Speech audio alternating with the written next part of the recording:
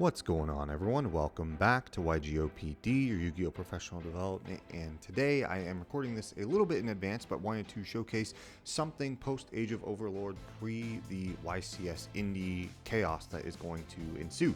This is going to be my take on Branded Chimera.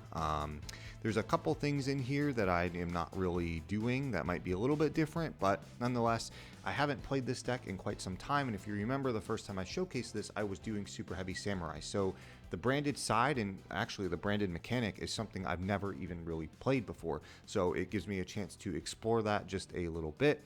But nonetheless, I will go ahead and hop into it. This is going to be something that is happening about a week before YCS Indie at the time of recording, but I'm not planning on playing this. I am planning on doing Rescue Ace should everything come together, but nonetheless, I wanted to go ahead and showcase this to you all.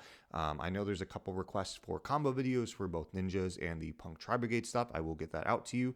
I'm just working on a few other things in tandem, but for now, I wanted to go ahead and showcase this. This is the Branded Chimera list. Okay, hopping into the main deck, this is a 41 card list. Shout out to my boy Grant. He would be very proud to see me going over 40, even if it's just 41. 3 Cornfield obviously gets your Mirror Sword Knight and protects stuff from targeting while you have the King Chimera on board. 3 Mirror Sword Knight tributes itself to get the big Baphomet, which then gets you the other fusion piece as well as the Chimera Fusion, and banishes itself from field or grave to negate a monster effect on your opponent's field while you have the King Chimera on your field or grave. And then we are on still 3 Gazelle on summon adds the level 5 or higher name, which is going to be Big Baphomet or the Chimera Fusion. So it adds one of the 2 pieces you're missing. Typically, this is something that you're adding, but if hands are kind of awkward, this is still a normal that can hopefully get you the other half of what you're looking for. And then, of course, still just 2 of the Big Baphomet. You never really want to draw this. You want to special it just because it's a level 5, but it's insane because on special, it gets you typically, you're getting the Gazelle plus the Chimera Fusion. So really powerful there. And then rounding out the Chimera Fusion packages, of course, 3 of the Chimera Fusion has to be done during the main phase, even though it's a quick play spell, and just summons anything as long as it uses that Beast Fiend Illusion kind of combination there, if I'm getting that right. It's been a while since I've touched this, but then adds itself back to hand again if you have that King Chimera in rotation. We are now on the Patchwork engine. I am testing this. I do like it a lot. Cards that this deck does that go +1 is really insane. My ratios are probably a little different just for space. We are on 2 Patchwork, 2 Chain, and 2 Poly. I know typically you see 3 Patchwork. You've probably seen a lot of Andre Torres talking about 45+. It's just really hard for me to do that. So I really wanted to keep it, closer to 40 as possible. So 2, 2, and 2 was the easiest way I found to be able to do that. But so far, it's still really good. And then for the branded package, 3 branded Fusion and 1 Albaz.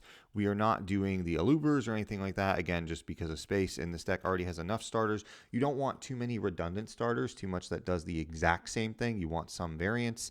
Branded Fusion does give you options, of course, to do things like Mirror Jade or Dragoon, or even just Rinbrum just to get your regular combo started. I think Rinbrum is always going to be the goal if you don't have access to that stuff already, just because it's the engine itself, and Chimera is just so powerful. But that's it for the Fusion engine. The rest of the deck is non-engine. I think we're pretty close to about a 20-20 split. I could be off slightly on that. Sorry about that. But yeah, we'll go ahead and start with that. So we have 3 Prosperity. Not needed, I think, in this deck. You could definitely get away with branded openings and Aluber too. But again, this card is just crazy right now. And in this deck where you can fit so much non-engine, you have so many 1-card starters, it just abuses it really well. And then we are on 3 Crossout Designator. This deck has a ton of room for non-engine, and I think abuses Crossout probably one of the best out of decks in the modern format, as well as the fact that it also can be very fragile in that if you just have one way to the Chimera line and they interrupt that with like an Ash or something, you do kind of fold to it pretty hard. So we are on 3 Crossout. You could do 2 and 1 Called By if you want. For now, I'm just testing 3 Crossout since we're playing the targets. I figured we'd go ahead and max out on that.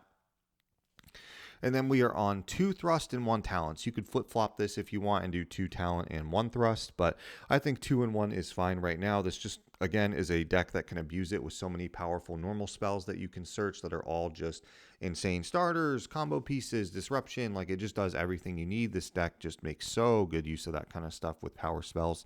And then the hand traps and I guess some of the additional cross-out targets outside of things like thrust, talents, you know, prosperity, those kinds of things. 2 droll, 2 imperm, 2 nib, and 2 ash. I think that's pretty straightforward. Obviously, you could argue droll is more in the side, but again, this deck, at least how I built it, right, you're not playing as many quick plays like with Branded opening to do stuff in draw phase to play around droll, so it folds to it a little harder. That's why we are maining it. And there are still decks around that I think it still does a decent amount too. But this is kind of more of a training wheels build. I have all the staples for it. I just wanted to get back into the swing of things. I really do like the super heavy version of it. I might go back to that a little bit, but I wanted to at least test and honor the Branded fusion along with some of the new AGOV stuff that has come out as well. So for the extra deck here, we will start with our fusions and work our way down. Also needed a chance to break these out one more time. Haven't had a chance to mess with them in quite a while. The 2 QCR Chimera Kings, I think they're so cool. They don't really show up too well on camera, but I think this rarity is just a really cool choice. And even making Starlight-esque cards feel a little more accessible to people with lower budgets, but still want to kind of do some type of max rarity bump to their deck are nice. These are, of course, quite expensive. If you can get the regular ones, just do that. I was lucky to pull one, so I made myself buy the second one. So, and then the rest of them, 2 Guardian Chimera, straightforward. I think you do need at least 2. I don't think you will ever need 3. As long as you just manage resources correctly, but 2 is fine. And then for the fusions, we are doing 1 of each of the new ones, 1 from Duelist Nexus that people were kind of like on, and then obviously the broken one from Age of Overlord. The Duelist Nexus one is really cool. It helps you get around things like Avramax and stuff that can't be targeted, negates their effects, make it 0, you can OTK, those kinds of things. And then the other one from Age of Overlord is what you're seeing with a lot of the turn skip stuffs with like Protector of the Sanctuary, DD Orthros, and a couple other I can't think of off the top of my head. But we're not doing Dragoon or anything like that. I don't even think I own a Dragoon anymore, which is part of the reason. But also I didn't want to overcomplicate things with bricks and stuff until I felt really comfortable with just the baselines itself, because it's been a while since I played with the deck. And then other couple fusions here. One of the Magnum the Reliever. This card is just so underrated. Sometimes I want 2 of this. It just does so much. To be able to recycle and draw and just have the pop is at any point is really, really good. And then the branded stuff, of course, 1 Mirror Jade, 1 Albion, 1 Lubellion, 1 Albalenitus. This comes up every now and then, and 1 Rinbrum. I think that's pretty straightforward there. And then the last couple of cards here are 1 Lingaribo.